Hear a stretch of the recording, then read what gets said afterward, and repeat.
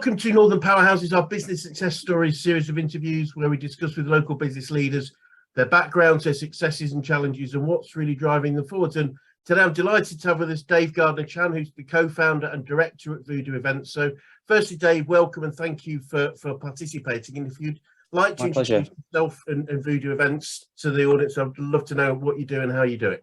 Yeah, thank you for having me.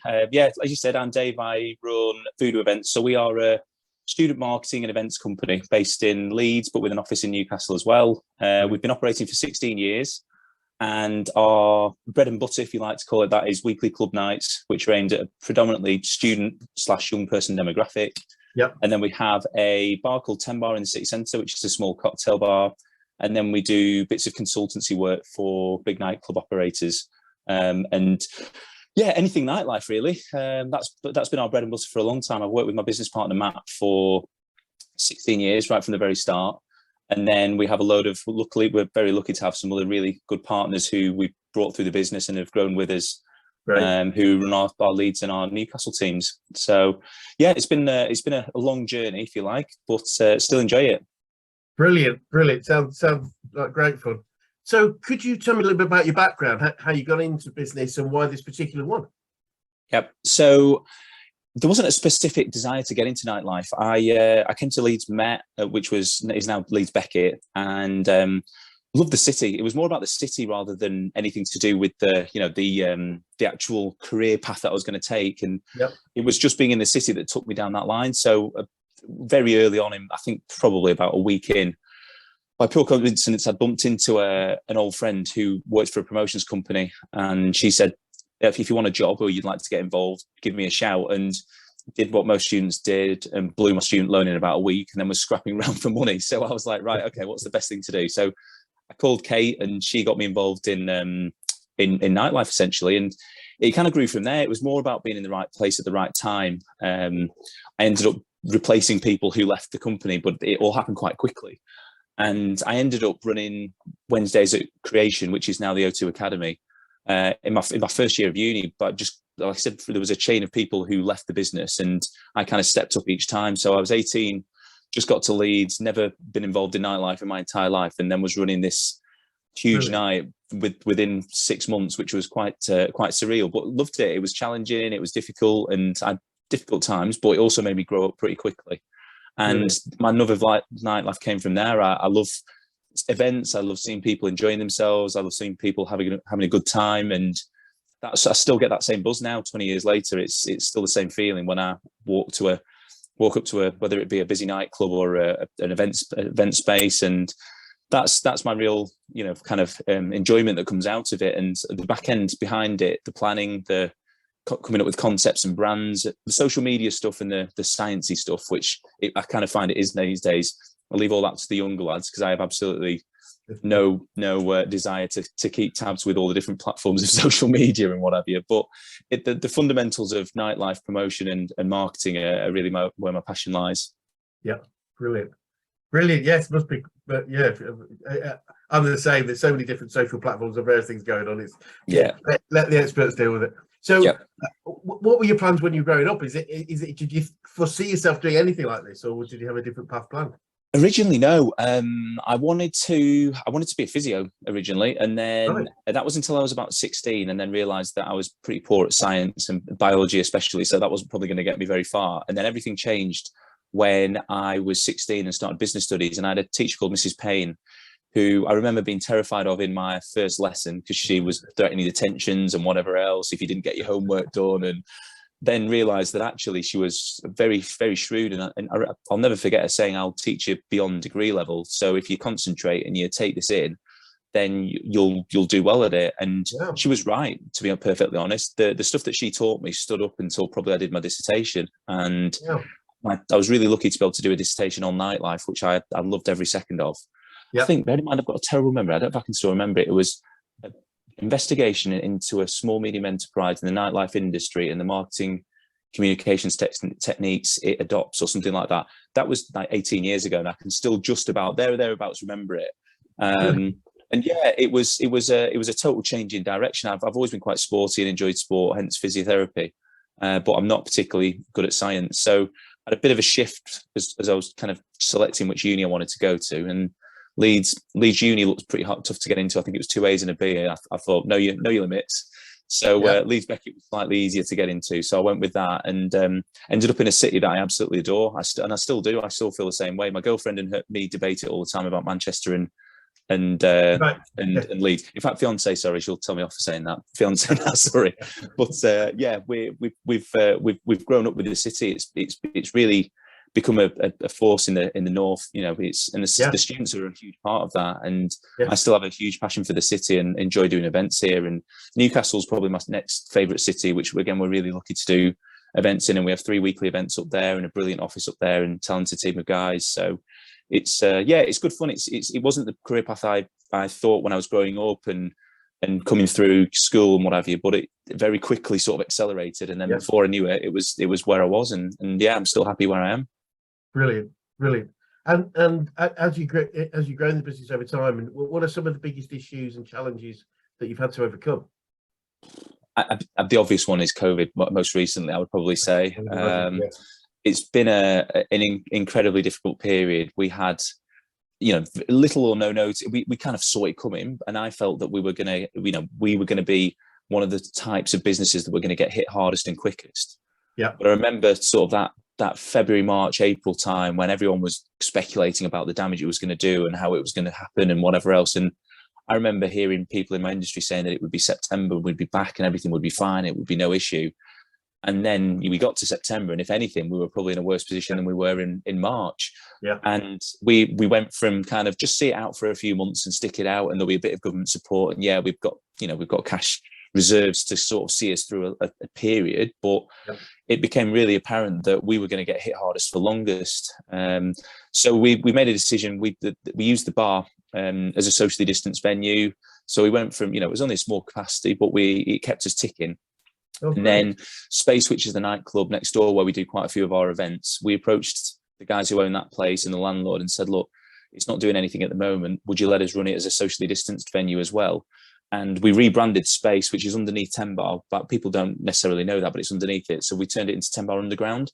Right. So we ran the entire venue. So we went from probably a 60, 70 cap to overnight to about a 230 cap, which gave us a fair bit more to work with. So we were doing 6 days a week there. So probably, not huge numbers, but, 1,000, 1,500 people through the door each week, which didn't financially stack up great, but it meant that we kept everybody in a job. We stayed relevant. We kept our relationship with our customers, and we showed that we actually had a bit of spirit, and we were able to carry on doing things. And that led into a drive-in cinema that we did for about 3 months. And yeah, it was fun. It was it was a challenging time, and financially, quite punishing. But in terms of learning a lot about ourselves, learning about whether we actually still had the ability to be able to adapt and change, and pivot was the word that got used a lot.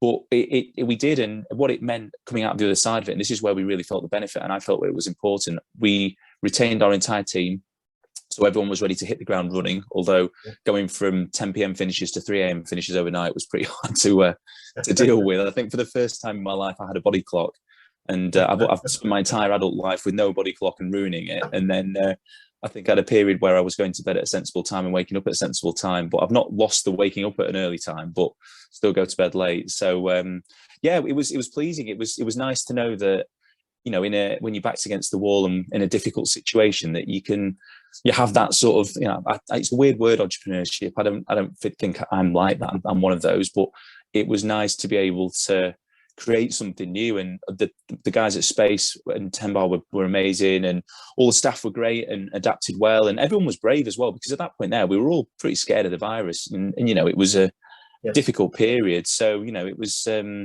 was great. And don't get me wrong, there was days where you just thought, why am I doing this? But in general, we felt like we had a purpose, which was nice. And coming out the other side of it, it's paid dividends, because we reopened in July, hit the ground running, and had probably one of our best periods of trade for 6 to 8 months, which really helped undo a lot of the damage that had been done, not just financially, but just in our own events and confidence. So we're into another horrendously difficult, tricky phase for the country, with everything that's going on with the cost of living, and hospitality and events tend to be the first ones to lose when that struggles.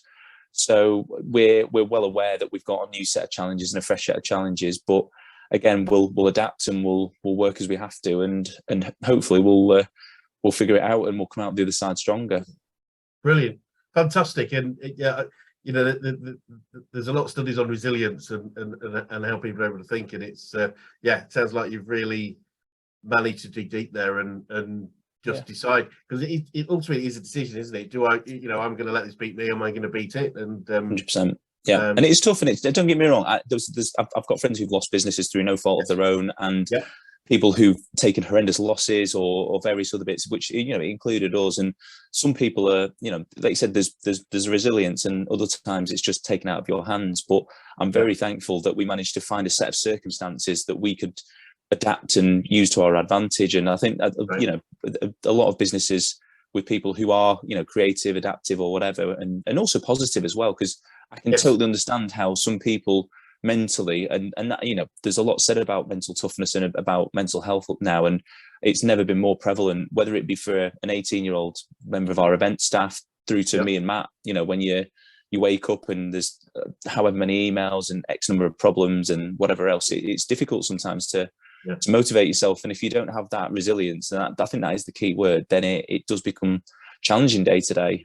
So, but I'm lucky we've got a great team around us as well. I think that's one thing that I'm very thankful of through that entire period, that it's not about one person, it's about the whole team clubbing in and realizing that everyone's in a difficult spot, supporting each other and helping each other. Because when you've got a team of people who are bought in on it, then your life is made incredibly easier than it is if you're just on your own, because that becomes a really, really difficult spot to be from. So I'm super thankful for that.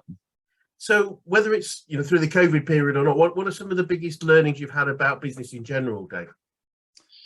I think that the big thing for me is the team around you. You're only as good as them. I think that is my biggest learning, that I've watched some people's teams disintegrate, but by no fault of their own, but it's so hard to pick up good people. I think we're seeing this in a lot of industries now, that when you lose the good people within it, they are good people at most jobs. So they'll go and find another industry and you'll never see them again because they'll get settled there. So I think us keeping our team together, I knew it was important at the time, but I don't think I realised how important it was. So for me, that was probably the biggest lesson I learned, that keep your team together and look after your team, because they're especially in an industry like ours, they're your bread and butter. I know there's a lot of industries that maybe differ with automation and various other things, but for us, it's very much about the people. So that was super important.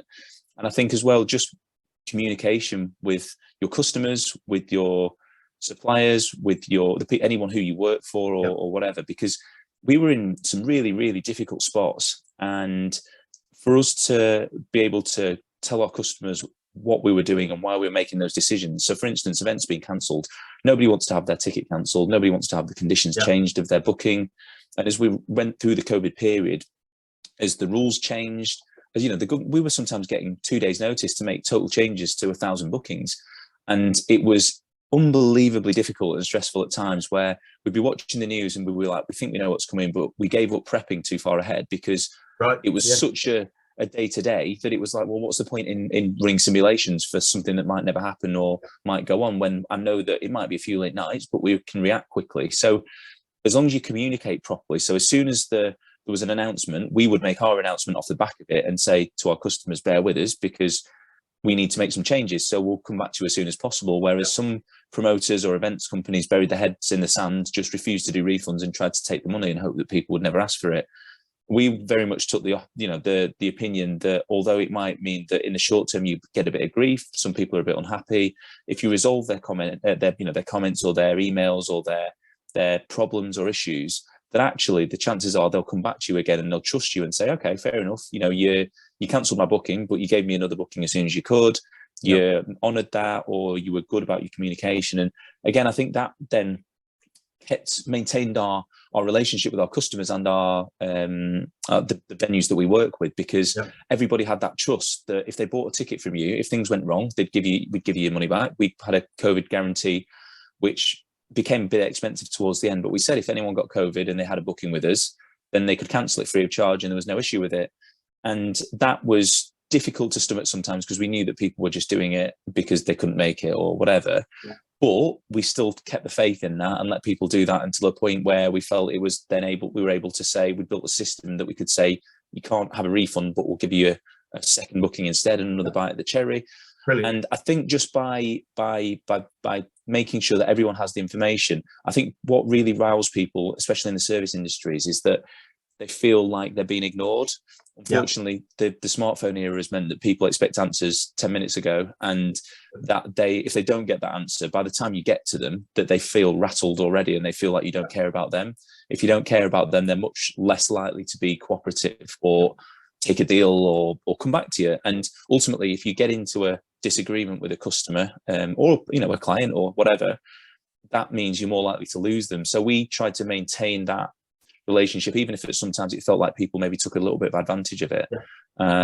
We tried to maintain those relationships, and I think that again stood us in really good stead. So kind of treat people as you wish to be treated. I know how I felt when I was calling a customer service line and they just ignored me or fobbed me off or did what Ryanair did and keep everyone's money. But we were very much we were really kind of aware of how people feel about getting their money back or being spoken to. And I think that that I saw lots of businesses thrive through that, and there was lots of people who were really proactive on that, and then there was some people who just ended up copying a load of abuse because it's a savage world out there. If someone doesn't like you and they want to write a negative review, then they'll do it, and people don't hold back either. So you don't get too many compliments when you do something well, but if you do something badly, people will savage you. So that's probably one of the biggest lessons that I think we learned very quickly as we went through, and I'm glad we stuck to, because it probably saved us a lot of bother in the long run. Brilliant. And I think both maintaining your team and that communication will keep us current and getting it. I mean, I think if you look at COVID and the lockdown, I mean, similar effect to recessions that we've seen before, and often just getting through a recession and surviving a recession or this situation is a massive win. But doing it and keeping your customer base and keeping your employee base means that we can take advantage of that as we come out. So I'm sure that's great for you guys, which is wonderful. So you're probably aware we're a coaching organisation. I'm keen to know who the best coaches are that you've worked with, whether that's business, sport, life, just in general. She doesn't mean to be a coach, but I would say probably my mum. She's from a very young age. I've watched her deal with incredibly challenging situations of bringing 4 kids up as a nurse, working 12-hour night shifts, but still making sure breakfast was on the table, we got off to school on time, all our clothes were washed and ironed, and that we had the means to be able to be kids and enjoy ourselves, and never complained about it, never cried to us, never had any issue with it, got on with it. And whenever something's difficult or tough, I always think back to how she must have had to deal with things. And she cycled to work. So she had an hour and a half commute cycle to work, 12-hour shift, and then would cycle home and make sure everything was done for us. And I have the utmost admiration for mums just in general, not even just my mum. Just my mum was the specific that I saw, but it's the difficulty in kids and what have you. Like I take my hats off to mums, and I think that for me, the people that I've worked with, I've taken lots of inspiration and watched, taken examples from people. But if I'm put on the spot, the only person that ever comes to mind is my mum. My business partner's great, and the other lads that work with, like all the business partners that I work with, everyone has their specific skill sets and qualities which you admire and that you try and emulate, but probably fail, but try. But the one person that I always come back to is my mum. So she's my hero and my inspiration. Fantastic, great to hear. And do you? I like to collect quotes or sayings or things that people use on a regular basis. I wonder if is any sort of favourite quotes or sayings that you fall back on a regular basis. Treat people as you wish to be treated. Yeah, and very much what goes around comes around, and they're very simple, but they're very basic. And in an industry that's nightlife is particularly cutthroat and savage. Yes, it's not always perfect, but I try and do right by people, and we as a company try and do right by people, because I feel like if you set out to shaft people, as I call it, everybody will want to shaft you on the way back down, and. I think that's the thing. It's very easy to get something right and succeed, but doing it for a sustained period of time is is very, very difficult. So yeah, I think those are the two biggest things in general. And just be nice to people. Like if someone's not nice to you, you're not nice to you back, then that's fine, so be it. But if you're nice to someone and then they aren't, then that says more about them as a person than you.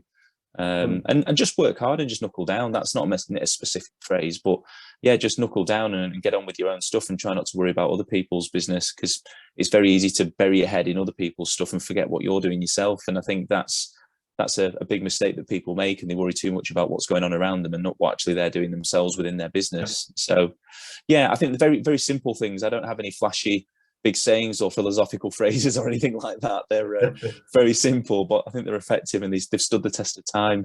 Brilliant. Yeah, no, absolutely bang on. That's why, isn't it? Because they are very much important truths. I think the other part of that is if, as you said, we're just there to screw people, to shove people. People pick up on that. So it's not even that it'll go around, come around. It's very difficult to appear to be sincere.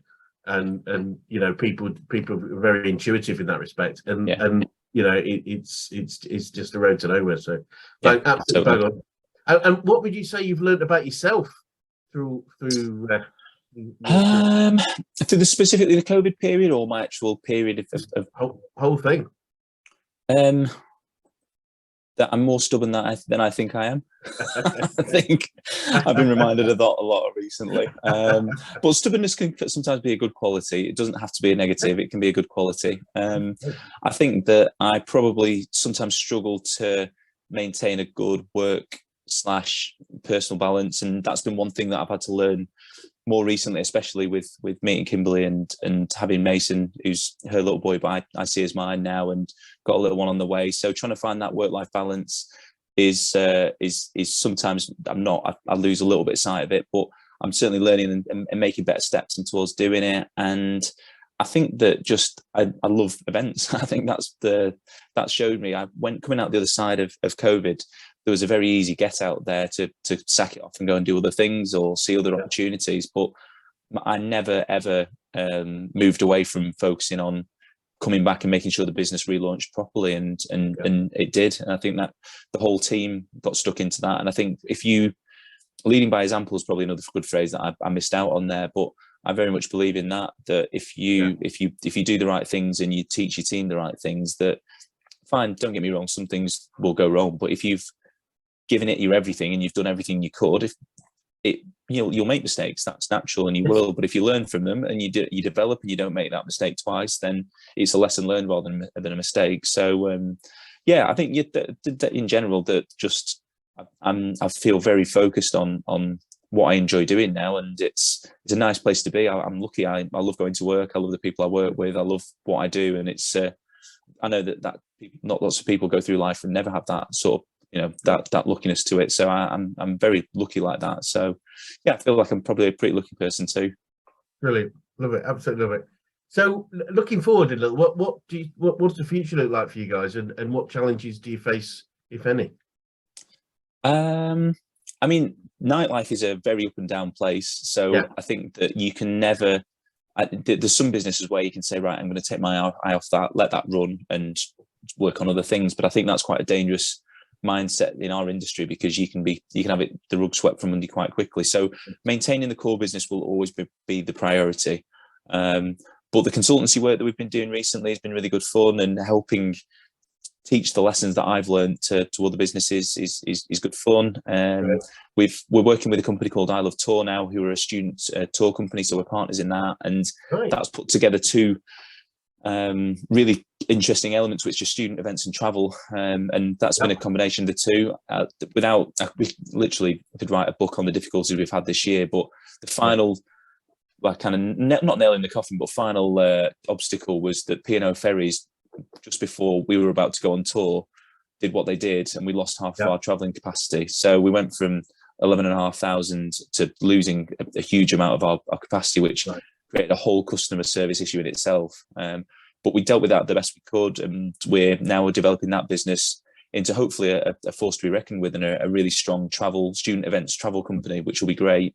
And then just continuing doing what we're doing. We have lots on our plate. I've got a little one due in November, so that's exciting, and it's yeah, just finding a way to balance a young child, late nights, and on a house renovation, which we got the keys for today for the next 9 months. So yeah, it'll be a challenge, but I'm up for it, and I'm used to late nights and little sleep. So fingers crossed that'll see me through. Brilliant. Well, best of luck with that for sure. Absolutely. Thank you. Sure. And what would you say to anyone that was thinking of going into business right now, Dave? I would never discourage anyone from doing it. I would always say give it a go, but do your research, know your market, make sure you've got the money in place to be able to support yourself, and whatever you think you need, probably add another 30 to 50% on top, and just be prepared to take some knocks. We had some knocks at the start, and luckily, we all supported each other and got through it. But if you're going solo as well, you've got to be very, very tough and resilient to be able to do it. So just, don't get me wrong, you shouldn't talk yourself out of anything, but just be thorough in your research, be nice to people on the way, and really maintain that mentality that people around you are really important, whether they're your staff, whether you're customers, whether they're your clients. But if you have a good reputation and people like you, they will work harder for you, and it's a myth that ruling by fear works, because all it does in the end is either send people away or makes them bury their heads in the sand and hide from you. And I can't stress that enough, that being nice to people, it's the most simple thing. And everyone talks about being kind and this, that, and the other. But then actually when push comes to shove, I've no idea how to do it. So yeah, fine, you have to be tough sometimes, but it's a common myth in my book that to be a good entrepreneur and be a good businessman, you have to screw people over and you have to this and you have to that. Not true at all. So mindset is important. If you're good at what you do and you're good with people, then you'll probably succeed. And yeah, I just wish everybody all the best. I love success stories. I like seeing people do well. I think it's nice. And yeah, it's a difficult environment to work in at the moment, but if you succeed, then good on you and good luck. Brilliant. And if you started again your business again, is there anything you'd do differently, do you think? Not a huge amount. There was a festival that we did maybe 10, 11 years ago that we made an absolute hash of and lost a fortune on. So I'd probably just scratch that off and save the money and go on holiday for a year or something like that. But apart from that, I think that the mistakes that I've made have shaped me. I've probably worked with some difficult people that I maybe, if I could go back to it, there's certain people that you probably wouldn't choose to work with again. But that was part of the journey that got me to where we are now. And that's life. So yeah, I'm fortunate. I don't have any massive regrets. That the festival again shaped me, and I felt what it was to really fail and do badly at something. The event was okay, but financially it was a disaster. And that was a tough one to pick yourself up from. And I feel for anybody who's run a big or a small event, it doesn't matter how big it is. If you lose money, you lose money, because you put all that work and effort and blood, sweat and tears into it. And then to actually have to give your money away for the privilege is a really tough pill to swallow. So yeah, that was difficult. But apart from that, I feel again very lucky and privileged that I've come through my career, and I don't have any huge regrets really. So yeah, I feel I'm not too bad on that front. Fantastic, absolutely fantastic. And finally, what would be the best advice you could give an 18-year-old you if you could go back in time and do so? Oh, good question. Probably just again, probably be nice to people, and I know I keep coming back to it, but like, be good to your staff, be good to the people that you work with, be firm when you need to, but don't change because you get knocked or people try and screw you over or do things that aren't in your favor. It's business is difficult, and no matter what industry you're in, and I work in a particularly cutthroat industry, but there will always be a supplier who will try and change a deal. There'll always be someone who tries to do this or do that or change something. And if you can negotiate it sensibly with a smile on your face, you're much likely to get a better outcome that you want, rather than steaming in head on in and trying to be what you perceive as one of these big Hollywood entrepreneurs who screws people over and does deals like they do in billions and suits and things like that. It's not real life. That it's really not. And if you spend your life doing that to other people, you'll spend your life worrying that they're going to do it to you, and it's not a nice place to be. That. So yeah, I would have just said, don't be difficult, and be a good person, and that will then transfer through your business. Brilliant. No, absolutely love it. Yeah, it's interesting. I was told a long time ago that we see our own faults in other people. So when you, and so the whole, you know, when somebody, as you say, if somebody is lacking in trust, they are untrustworthy, they typically don't trust anybody, if that makes sense, because they're and so you can see that. So so I completely agree that being, you know, having integrity, treating people as you want to treat them is so key. And one thing that has stood out from our discussion is everywhere I go, in every industry I speak to business owners every day, the biggest challenge they have right now is recruiting and retaining great people. So the fact that you've spent the whole purpose of lockdown keeping and leading and maintaining that team is got to set you up for a great way forward. I'm absolutely hope so. Yeah, I hope so. Yeah, I'm really sure. So thank you so much, Dave. It's been really a pleasure. Thank you. If anybody wants to get in touch with you or VOODOO Events, what's the easiest way to do so? My email is dave@voodooevents.co.uk, or you can go through our website. All our information's on there. Brilliant. Well, again, thanks so much, Dave, for taking the time Chris. today. And it'd be great maybe to swing by again sometime and just see how things are developing with you. Loved it. Yeah, that would be great.